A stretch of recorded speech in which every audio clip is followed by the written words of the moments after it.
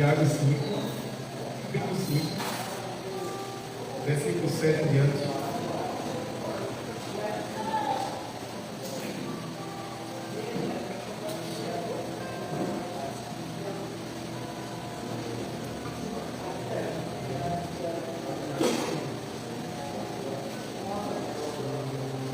Amém? Sede, pois, irmãos, pacientes até a vinda do Senhor. Eis que o lavrador espera o precioso fruto da terra, aguardando com paciência, até que se receba a chuva temporada e feroz. Sede vós também pacientes, fortalecei os vossos corações, porque já a vinda do Senhor está próxima. Irmãos, não vos queixeis uns contra outros, para que não sejais condenados. Eis que o juiz está à porta. Meus irmãos, tomai por exemplo de aflição e paciência os profetas que falaram em nome do Senhor. Eis que temos por bem-aventurados que sofreram. Ouviste qual foi a paciência de Jó e viste o fim que o Senhor lhe deu. Porque o Senhor é muito misericordioso e piedoso. Amém, amados? Amém. Glória a Jesus. Então, amados, que venhamos ser pacientes uns com os outros. Que venhamos desfrutar dessa bondade, dessa misericórdia de Deus. Todo dia nossa vida. Soberano Deus, maravilhoso Pai, muito obrigado, Deus, por mais uma oportunidade que o Senhor nos proporciona. Muito obrigado, Deus, por tua bondade, Deus. Muito obrigado, Deus, por tua misericórdia, Deus. Obrigado, ó Pai, por teu amor, por tua fidelidade para cada um de nós, Deus. Muito obrigado, Deus, porque até aqui tem nos ajudado o Senhor. Obrigado, ó Pai, porque até aqui tem feito o Senhor, Pai, para cada um de nós. Em meio às nossas lutas, às nossas adversidades, Deus, o Senhor está presente, o Senhor tem operado, o Senhor tem feito, aleluia. Que daremos ao Senhor por todos os filhos, Pai? Só tem que agradecer, na Assembleia, dizer que tu és bom, que tu és misericordioso, que tu és zeloso, Pai. Aleluia, glória a Deus. Obrigado, Senhor. Obrigado, Pai, por tua fidelidade, Senhor. Mesmo meio a tantas faltas, falhas, defeitos, mas o Senhor é fiel. Obrigado, Deus, pelo alimento que hoje o Senhor nos proporcionou, Pai. Obrigado pelo nosso calçado, Deus, pelo nosso vestir, Pai. Ó Deus, obrigado pelo nosso ir, pelo nosso vir, Pai, pelo deitar, pelo levantar, Deus. Obrigado, Deus, pela família, Deus. Obrigado, Deus, pela saúde, Deus, por tua proteção. Obrigado, Deus, pelo teu cuidado, Senhor. E nesta noite nós nos reunimos tão somente, Deus, para te agradecer, Deus. Pedimos, ó Deus, que o Senhor seja bem-vindo, ó Deus, ao nosso meio, meu Pai. Faça segundo a tua vontade, o teu querer na vida de cada um aqui presente, Deus. Deus, tu conhece a necessidade dos teus filhos que por estas portas de entrada, Senhor Deus. Toma, Deus, cada causa, Senhor Deus, cada aflição, ó Deus, cada situação que vem, ó Deus, na mente, ó Deus, no coração, trazendo, ó Deus, aflição. Tu és o Deus que cura, tu és o Deus que liberta, Deus, aleluia. Tu és o Deus que restaura, Deus. Restaura a tua igreja nesta noite. Seja conosco, fala do nosso coração, meu Pai. Não nos deixe sair daqui de mãos sobre vazias, Pai. Abençoa, Deus, que ela não for será entoada, Senhor Deus. A palavra que será ministrada, Senhor Deus. Que tudo seja para o louvor do teu nome, Deus. Que o Senhor cresça e que nós venhamos a diminuir em Cristo grande. Em nome de Jesus. Que teu nome seja glorificado, Deus. Já te louvo por cada família aqui representada, Senhor Deus. Por aqueles que não puderam se fazer presente, ó Deus, por algum motivo, que sabe, reconhece. Mas que o Senhor vá de encontro a cada um deles, onde quer que esteja, meu Pai. Tu conheces as mentes, os corações, tudo que se passa, Deus. Tu conheces o amanhã, Pai. Antes que venha chegar às nossas mentes, ao nosso coração, à nossa boca, o Senhor já sabe, Deus. Obrigado, meu Deus. Muito obrigado, Pai. Louvado e agradecido seja o teu santo nome. É assim que eu já te agradeço em nome de Jesus. Amém. Amém.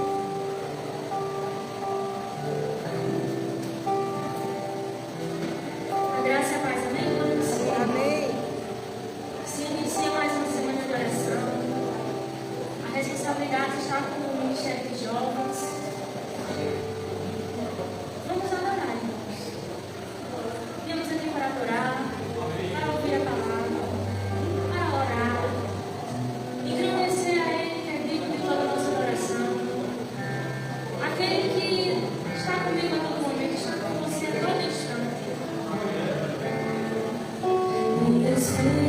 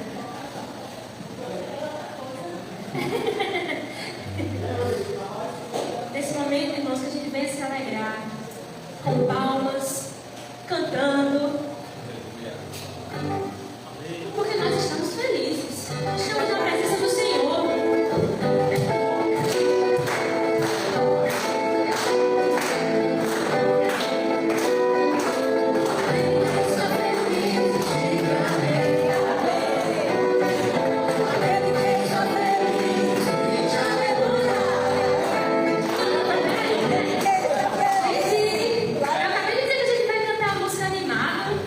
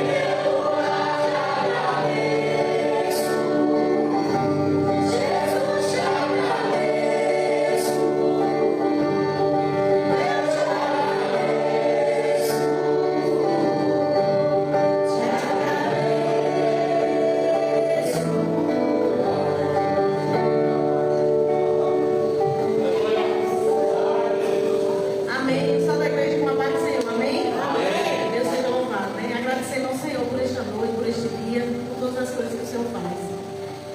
Senhor Deus e Pai, queremos te louvar, Senhor, primeiramente, e agradecer por este dia que o Senhor nos concede. Obrigado, Senhor, por todas as coisas que o Senhor fez até aqui. Obrigado, Senhor, pela sua fidelidade em nossas vidas. Renova-nos, Senhor, esta noite, Pai. Toma, Senhor, todos os dias que o Senhor oferece, que o Senhor fez estar, Senhor, suprindo a necessidade deste lugar, abrindo portas, Senhor, àqueles que necessitam, Senhor, fazendo a provisão financeira, Senhor, em nome de Jesus.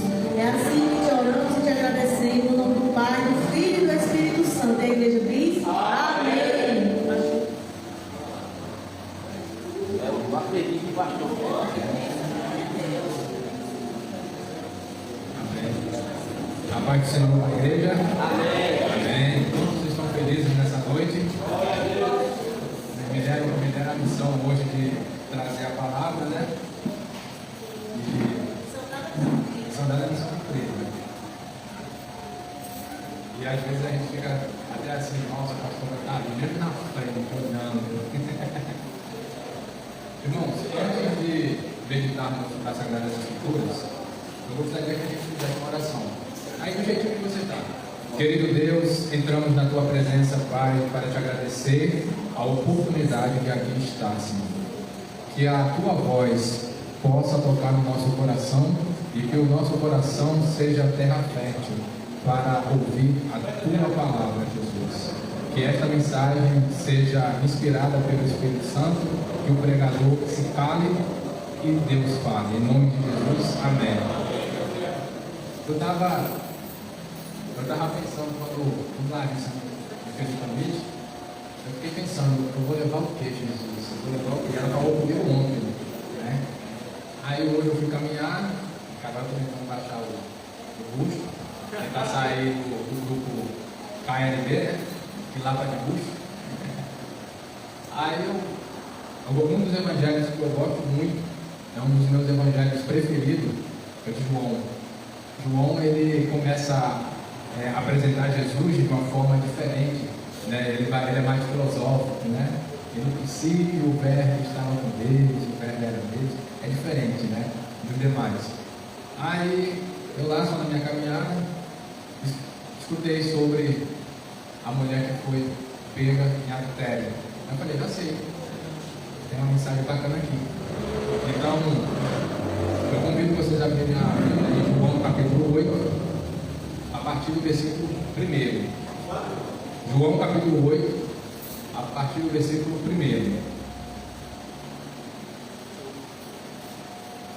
Lá diz assim: Mas Jesus seguiu para o Monte das Oliveiras.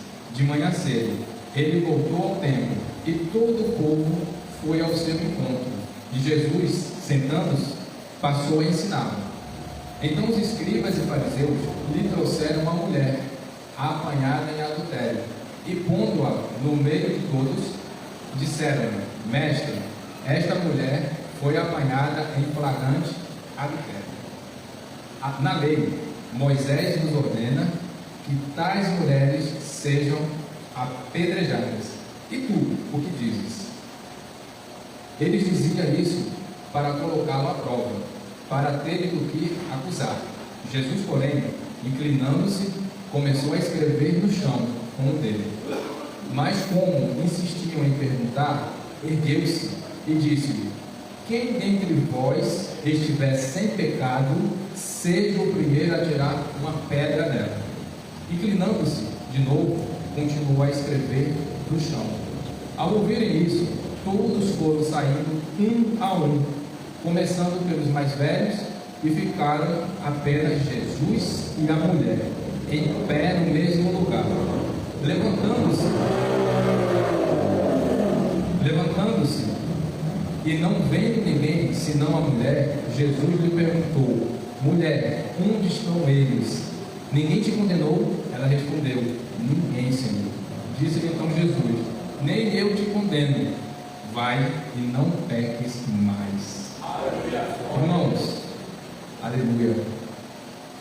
Eu fico imaginando aquela cena de Jesus ali no templo de manhã logo cedo, ensinando, e muitas pessoas admiradas com o conhecimento de Jesus, com a sabedoria divina que Jesus tinha.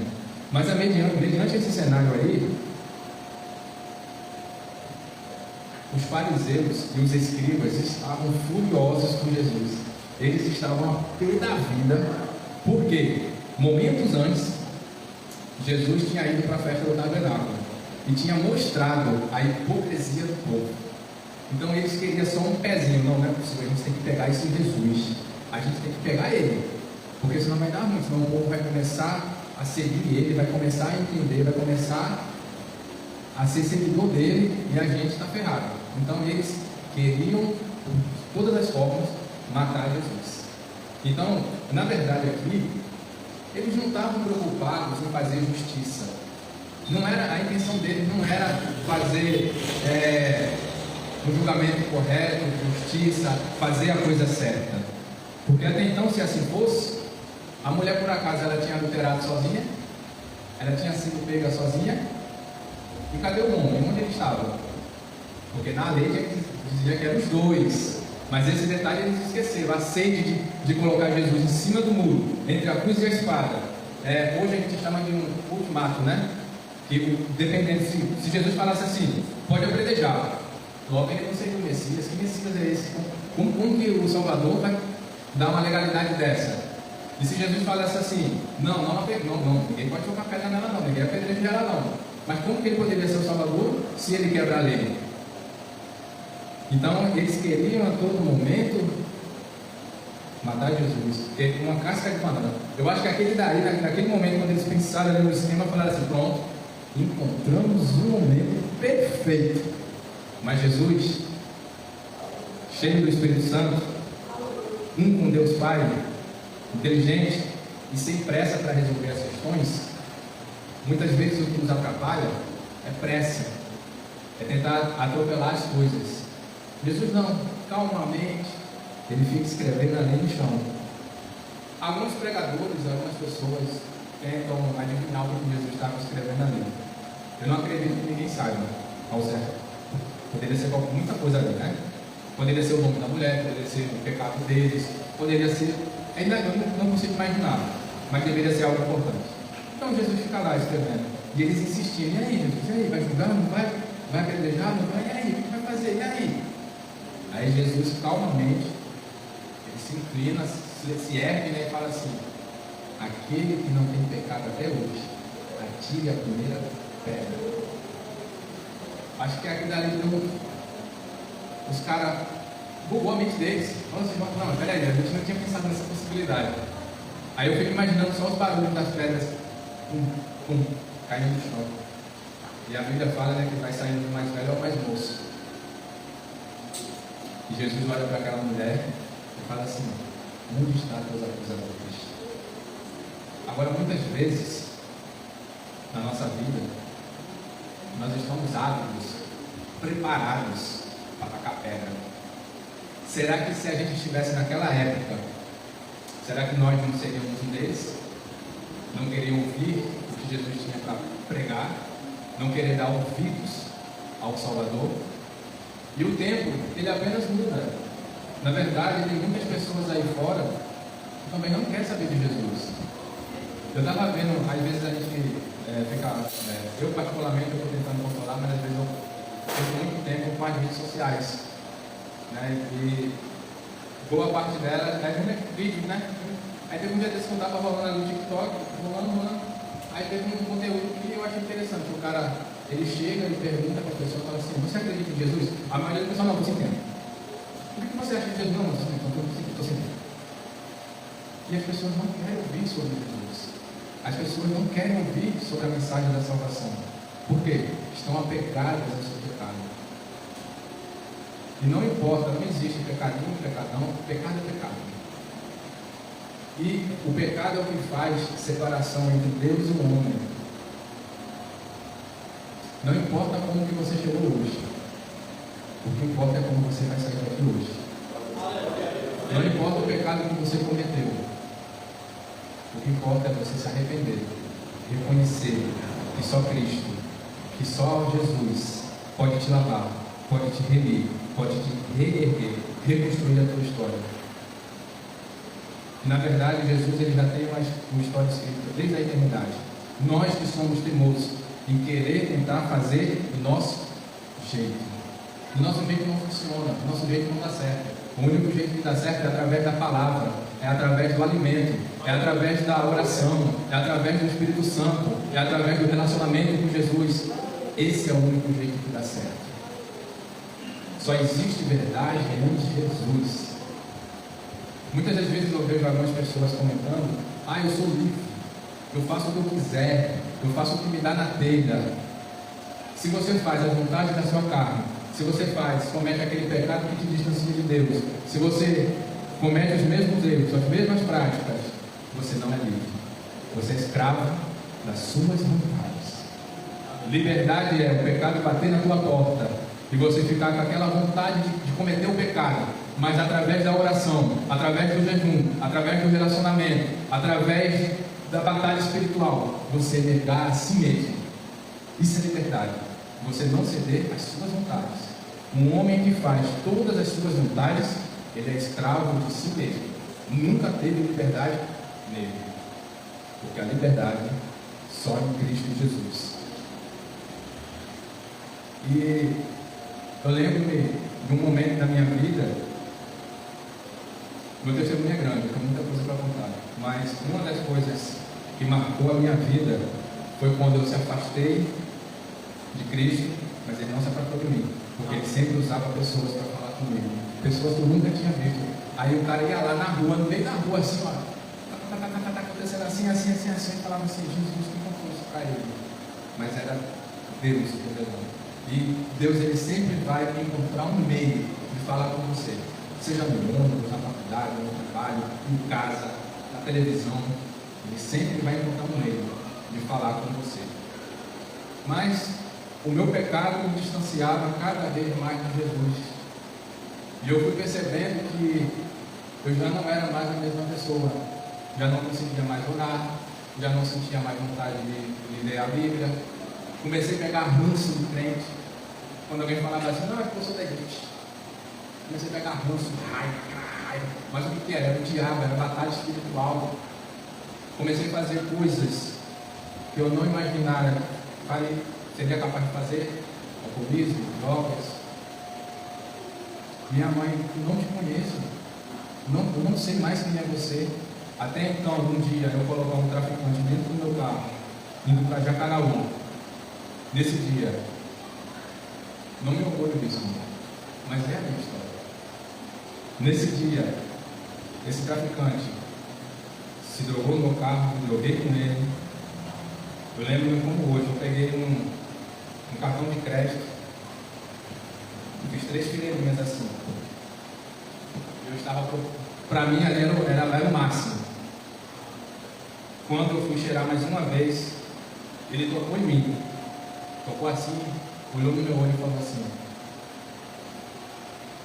eu te vi pregar na igreja. Eu já me emocionei com a mensagem tua. E olha a tua vida, como o mundo dá volta, não é verdade?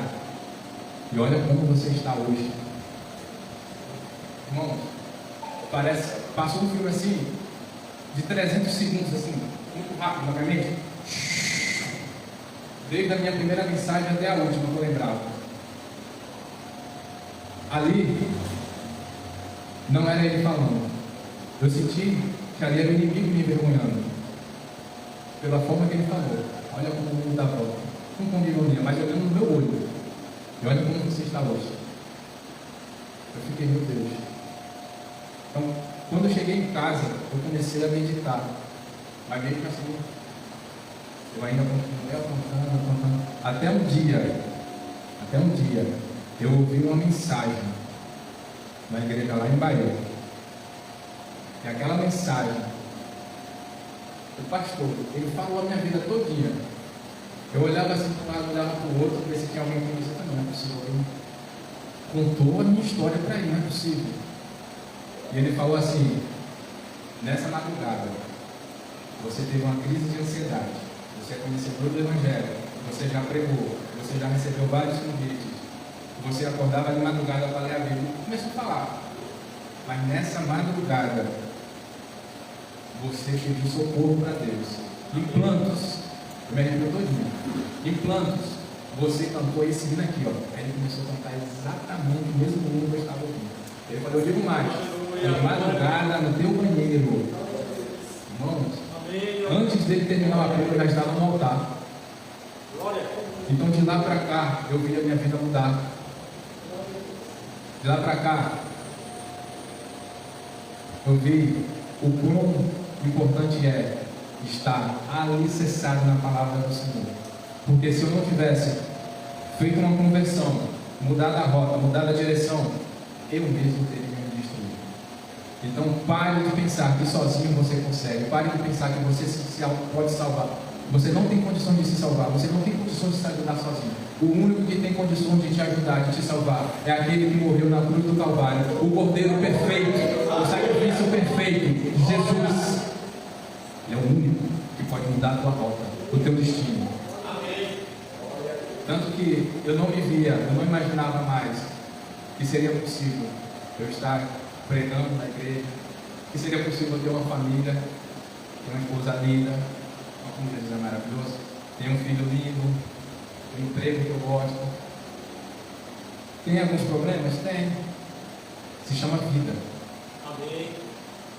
Mas do cristiano de alguns anos atrás, o cristiano de hoje, eu consigo ver a mudança. E a sensação de você se arrumar, vir para a igreja, de você olhar para a sua família, de você saber que você está sob a provisão de Deus, de você ter a certeza da sua salvação, de você ter a certeza que Cristo faz parte do teu lar, não tem preço. Eu vou contar uma história que talvez eu já tenha contado aqui, mas possa ser que alguém não tenha escutado ainda. Tinha um homem para o oeste antigo, ele gostava de beber aquela cerveja quente, não tinha geladeira, ele amarrava seu cavalo, ficava lá horas e horas. Mas um certo dia ele estava caminhando, aí veio um folheto. Ele pegou aquele folheto, leu e encontrou a mensagem da cruz. Ali ele teve um contato com Jesus. Aí ali ele começou a ler a Bíblia, começou a estudar, começou a se dedicar. De repente ele se converteu. Nunca mais ele começou a amarrar o cavalo dele naquele barco. Agora ele amarrava no outro lado da rua. E começou a andar com pessoas diferentes, fazer coisas diferentes. O dono do bar foi conversar com ele. Amigo, o que aconteceu? Me amarrava no cavalo aqui na frente, você quer? Eu fiz alguma coisa? Eu me magoei? Eu fiz alguma coisa? Não, é que agora eu tenho Jesus. E agora eu aprendi a fazer uma conversão. Eu mudei a rota. Então, converter significa mudar de direção. Então, mude a direção. Se tem alguma coisa atrapalhando a sua espiritualidade, atrapalhando o seu relacionamento, atrapalhando a sua vida emocional, atrapalhando a sua vida profissional, atrapalhando o seu eu, mude a direção. Faça uma conversão. Vá para outro sentido. Mas a palavra de Deus, ela dá mais algumas coisas importantes sobre a conversão, sobre conhecer Jesus de verdade. João 8:32 diz assim: mas conhecereis a verdade e a verdade vos libertará. E conhecereis a verdade e a verdade vos libertará. Mas libertar do quê? Do pecado, do jugo, libertar da ansiedade, libertar da ignorância, do desânimo, da frieza espiritual. Essa é a verdadeira liberdade que você só encontra em Jesus. Versículo 34 diz assim: Jesus continuou: em verdade eu vos digo que todo aquele que comete pecado é escravo do pecado. O escravo não permanece para sempre na casa, mas o filho permanece ali para sempre. Versículo 43: porque não me compreendeis a minha mensagem, é porque não suportais ouvir a minha palavra. Muitas pessoas não compreendem a verdade, não compreendem a mensagem, é porque elas não suportam ouvir a palavra de Jesus. É porque na verdade ela não quer confrontar o seu pecado, é porque às vezes o comodismo tira a sua espiritualidade. E estudos revelam que a mudança de hábito, a mudança de vida, a mente não quer. A mente ela se acostuma pequenas recompensas. Cuidado com essas pequenas recompensas, porque é ela que muitas das vezes vai te destruir. Um cara que é viciado na cocaína, ele tem uma pequena recompensa naquele momento, mas logo depois vem um sentimento de tristeza, um sentimento de abandono, um sentimento de como se estivesse faltando algo, um vazio. E eu tenho propriedade para falar disso. Um cara que é viciado em pornografia, após ele assistir, vai bater o mesmo sentimento, porque são pequenas recompensas. E a recompensa que Cristo tem para nós não é pequena, não é algo que merecemos, é de graça. Glória a Deus. Aí aqui, Jesus defende os judeus da época. Vosso pai é o diabo, e quereis satisfazer os desejos. Ele foi homicida desde o princípio, e não se firmou na verdade, pois nele não há verdade. Quando ele mente, fala do que lhe é próprio, pois é mentiroso, é o pai da mentira. Então, cuidado com as pessoas que dissertam quem você está ouvindo, quem você está andando. Pessoas que não se firmam na verdade têm uma tendência muito grande de te puxar para baixo também. Muitas das vezes a gente acha que é bobagem, não, só uma mentirinha, Mas as meias verdades de hoje são as mentiras inteiras de amanhã. Então a palavra do crente é sim e não. Irmão, dá para você, não dá não. Mas por quê? Por que não? Acabou. Não dá para você dar certo. Agora eu pensei, irmão, tem a retidão na palavra. Eu passei por uma experiência lá na loja de um homem, um cliente que não acredita em Deus. Ele alega que não acredita no Deus da Bíblia. Ele fala que existe um Criador, mas ele não sabe nada sobre ele. É teísta que chama, né? Mas veja só o que aconteceu. Ele estava negociando um carro comigo. Então, eu aprendi com isso também. Ele tinha fechado o carro assim de palavra. Ele falou assim: olha, eu vou ficar com esse gol. Quanto que é? 35 mil. Eu vou ficar com esse gol. Tal hora eu faço o depósito. Eu falei, porque eu vou ter que ficar com a compra dele, né? Aí um outro cliente falou comigo, falou assim: a vendedora Marta me passou no contato, eu vou querer esse gol aí. É quanto? 35 mil. Eu estou mandando pix para o banco. Faz pix. Aí eu vou ficar com o cara que me deu a palavra, mas eu já fiz um compromisso com ele. Eu vou ficar com o cara que já está disposto a pagar. Aí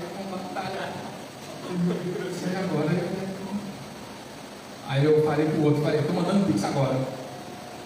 Aí o outro pega e fala comigo, já balavrei o carro aqui, porque ele tinha comprado um carro comigo e estava indo buscar o carro. Então o carro que ele estava indo buscar, ele já tinha vendido, porque como ele tinha palavrado comigo, né?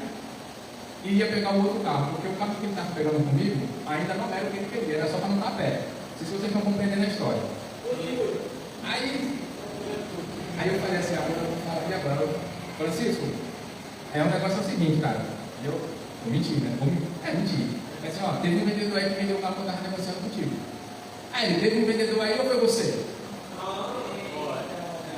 Aí eu falei assim, não, veja, é porque o cara já se foi fazer o pagamento. Você falou de boca, né? Aí você então quer dizer que a minha palavra não vale, né? Agora eu entendi como é que esse cliente funciona. Então o cara já não está entendendo? Aí eu falei, meu Deus, aí sabe o que foi esse nome? Falta de sabedoria. Eu não tinha falado com ele, tá fechado, fechamos? Ele falou de palavra. Não tem falado, tá palavrado. Independente se eu perder essa vida ou não, mas veja só o que aconteceu. Aí ele falou, mas tá bom, Cristiano, eu vou aí amanhã, vou buscar o carro que eu comprei com você. Já palavrei com o cara e eu não vou me quebrar não, eu vou entregar o carro para ele. E o cara era conhecido dele. E a venda foi de palavra também, foi para ele entregar o carro para pagar por 30 dias. Aí veja só. Aí no outro dia ele foi. Ele precisa do carro para trabalhar. No outro dia ele foi. Aí eu fui com ele no cartório para reconhecer firma. Eu dentro do carro. E ele do meu lado, ele falando assim, é por isso que eu digo, cliente não sei o que, não sei o que, não sei o que. Eu, calma, aquele cliente vira mesmo, eu falei, calma, Francisco, vai dar certo. Me perdoe. Aí, não, eu vou perdoar, porque eu gosto de você. Apesar que você aprontou comigo, eu gosto de você, mas eu estou morrendo. Aí eu digo, eu estou morrendo de raiva. Quando chegou no cartório, ele recebeu uma mensagem da empresa, que ia ser desligado. Aí ele fez mesmo assim, ó, pronto. O meu vendedor me enganou. A empresa não teve coragem de me demitir pessoalmente, me demitiu por telefone, tá bom demais. Ai, meu Deus do céu. E agora, como eu vou repetir isso? Aí, enfim, entreguei o carro para ele. Ele volta para Campina Grande. Ele manda mensagem para mim, eu estou indo lá deixar o carro do rapaz, viu? Já que você vendeu o outro carro que eu queria, mas eu tenho palavra. Aí ele foi levar o carro. Foi até um dia de semana, churrasco mesmo. Aí o conhecido lá dele, eu sei que você está bem novinho mesmo, né, rapaz? Tá? Mas você vai confiar mesmo? Eu pagar com 30 dias, ele confio, eu confio em você. Mas não vai te preocupar, porque no discurso o menino lá vendeu o outro carro, não precisa botar para trabalhar. Ele falou assim: eu não fiz negócio com você, eu não dei minha palavra. Aí falou: deu. Independente, meu irmão, se eu vou me prejudicar ou não, depois eu desenrolo lá no meu trabalho e sossegado. Aí ele tá bom. Aí apertaram a mão, ele me ligou depois para contar. Apertaram a mão. Quando ele saiu do carro, que ele atravessou a rua, o cara baixou do carro e gritou: Francisco! Aí, oi, vem cá. Aí ele voltou e falou assim: meu irmão, eu não vou fazer isso com você. Você é um homem bom, não vou deixar você apanhar. Leve o seu carro, fique com ele. Quando você encontrar o carro que realmente você quer, volte para conversar com o carro e negocia. Aí no telefone ele falou: tá vendo, Cristiano, eu estou muito feliz. Porque vale a pena ter palavra. Aí eu peguei e falei assim: Francisco, deixa eu fazer um negócio. Você não acredita muito em Deus, mas vou te falar uma coisa: o Deus da Bíblia, Jeová, o Criador, tocou no coração desse homem para fazer isso por você. Aí ele falou assim: cara, eu não vou questionar você não. Eu só sei que aconteceu isso. E ele falou: amém. Então, irmãos, a palavra é um crente. Sim, não. E Deus, ele honra até aquele que não é crente, mas é uma pessoa reta. Porque Deus honrou ele por causa da palavra dele. E Deus viu que ele não estava fazendo nada para tirar vantagem nem nada, unicamente a palavra. No sábado, quando ele foi pegar esse carro, no sábado, não, na sexta, quando ele foi pegar esse carro, eu fiquei: meu Deus do céu, será que vale a pena o cara ter a palavra no fio do bigode, a palavra ser um tiro? Porque por conta da palavra o cara vai ficar a pé. Não era mais fácil de chegar para o cara e falar assim: ó, me desculpe, deu errado. Mas eu aprendi o quê? Deus falou o quê comigo? Cristiano, eu honro aquele que diz sim e que diz não. Eu honro. Então, para mim, foi um aprendizado. E o que tudo isso tem a ver com a mensagem? Que muitas das vezes, por conta da falta da palavra, a gente prejudica a vida de outra pessoa. E ao invés de impactar a vida daquela pessoa de uma forma positiva, impactamos de uma forma negativa. Então, irmão, não ter palavra, não ter compromisso é pecado também. Porque tem que ter palavra, tem que ter compromisso. Porque foi isso que Jesus ensinou. Jesus ensinou a ter compromisso, ter palavra, ser reto, não querer tomar vantagem. Então, muitas das vezes, quando a gente fala em pecado, muitas vezes a gente leva para uma outra esfera, pensa que tem que ser algo assim que choque a sociedade. Não necessariamente. Existem pecados ocultos que só você sabe que você comete, e Deus lá do alto, só te contemplando, só te olhando. Irmãos, lá em João 1,29, João 1,29, diz assim: cadê? No dia seguinte, João viu Jesus, que vinha em sua direção, e disse: este é o Cordeiro de Deus que tira o pecado do... Quem é que tira o seu pecado? Quem é que tira o meu pecado? Não importa o que você fez até antes de chegar aqui, mas se quando chegou aqui, ao ouvir a mensagem, você se arrependeu verdadeiramente do teu íntimo, confessou o pecado, porque a Bíblia fala, eu só não vou lembrar o capítulo, mas ela fala que aquele que confessa o seu pecado, Deus é fiel para perdoar e jogar no mar do esquecimento. Mas tem que se arrepender de verdade e não mais praticar. Porque Jesus, ele falou o que para a mulher? Vai e não? Ele quis dizer o quê? O mesmo pecado. E pecar, claro que ele vai continuar pecando porque é um ser humano, mas não a mesma prática. E aquele que se arrepende encontra a misericórdia do Senhor. Eu gostaria de convidar vocês para encerrar, né, com a oração. Em pé, se você está Em espírito, eu vou ficar em pé.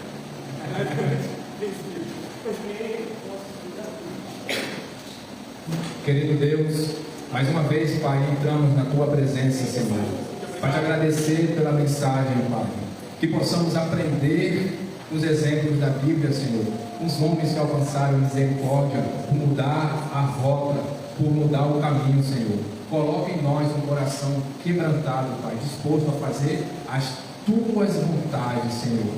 Se alguém chegou aqui, Pai, desanimado, triste, revivifica, Senhor. Traz o ânimo de volta, Jesus. Traz a vida, Senhor. E que a gente possa entender que o caminho, a salvação, só advém de Ti, Senhor. Porque Tu és o Cordeiro perfeito. Tu fizeste o sacrifício de uma vez, para não mais precisar de cordeiro, de ofertas, para não mais precisar de nada do holocausto, porque Tu és o Cordeiro verdadeiro que tira o pecado, Senhor Jesus. Tu és o nosso Rei, o nosso Salvador, o leão da tribo de Judá, Pai.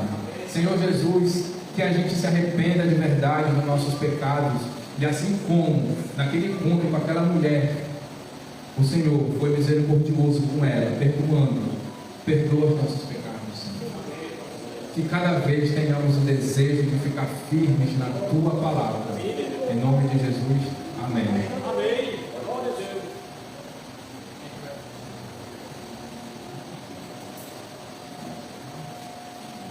Graças a paz, amém. Larissa disse que quer deixar tudo organizado, né? Ela estava um pouquinho assim, preocupada, né? Porque o Samuel e tudo estava tão bem aqui correndo, né? Mas ele ainda estava em fase de recuperação, teve uma recaída de uma virose, estava se queimando de febre, muitas dores. E ela foi levada para o hospital.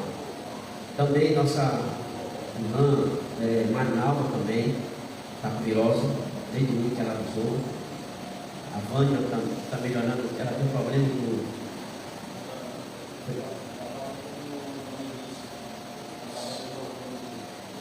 Mas está melhor, né? Bem. Aí o Edivaldo também formou virose. Eu fico olhando assim, irmão, isso é uma análise minha, não é nada questão é de ver. A partir de mim mesmo, você pega uma virose e difere, né? Tem gente que tem, por exemplo, Maria Eduarda, dores, febres, vômito, tontura, e parece que é a quarta recaída que ela está tendo. Domingo, a Ivete também é a terceira. E parece que esse círculo está assim, sabe? Você fica bem. Eu não sei se é porque a gente quando se sente melhor para o tratamento, ou também a gente não vai cuidar da nossa imunidade, não é? E aí, a gente tem que tomar uma vitamina, porque uma virose, ela deixa a gente muito enfraquecido. E aí tem que ter cuidado com isso, não é? Muito cuidado mesmo. Então, tem muita gente aí doente. Eu ainda estou fugando na vida, às vezes ainda estou tossindo. Mas estou nas vitaminas, né? Aí o único remédio que eu tomo é o antialérgico, que é um xarope espectro, né? Mas, também, moça, vamos orar com esses irmãos, se alguém souber de mais, a gente vai apresentar em oração. O pastor Alencar, né? Ele está internado ainda, mas os médicos não têm ainda um diagnóstico preciso, mas descobriu-se uma imunologia. Acho que o nome é esse, vai parecido. E aí ele está tendo pequenas melhoras. O inchaço dele desapareceu. Desapareceu. Outra coisa aí que eu não lembro, porque eu li o histórico que a esposa dele botou o verso, né? Por acaso é algo impossível para Deus, e aí ela faz um relato e os agradecimentos, né? E a gente louva a Deus por isso. Já voltou a comer, está voltando a andar. Então, lentamente, né, Deus está agindo, né? Sabemos que todo esforço, né, lá da equipe médica do hospital é válido, né, mas a gente sabe que Deus também está agindo, não é verdade? E a gente vai continuar orando por isso, tá bom? Amanhã tem uma reunião com todos os pastores, de uma pessoa e da grande pessoa, e às vezes vem do interior pastor José Alves vai dar uma palavra para nós amanhã, né? E tem um momento de oração, é muito bom, lá no Betel. Eu peço oração, toda a programação de amanhã. Alguém tem pedido de oração, irmãos? Então pensa aí, quando você pensa, você dobra o joelho e ora um pouquinho, tá bom? Nós estamos na semana de oração e está na responsabilidade dos jovens, ok? Lembrando que quinta-feira é eles, sexta-feira a nossa vida vigília, né? E na sua oração aí de joelho, ore pelo nosso evento de aniversário, né? A gente, para que Deus segura a chuva, seja Deus culto abençoado, domingo de manhã, a partir das 9h30, a gente chega, tem um período de louvor, de comunhão, de quem quiser dar um testemunho, deixar um texto, cantar um hino, e vamos almoçar todo mundo junto, né? Louvado seja Deus por isso.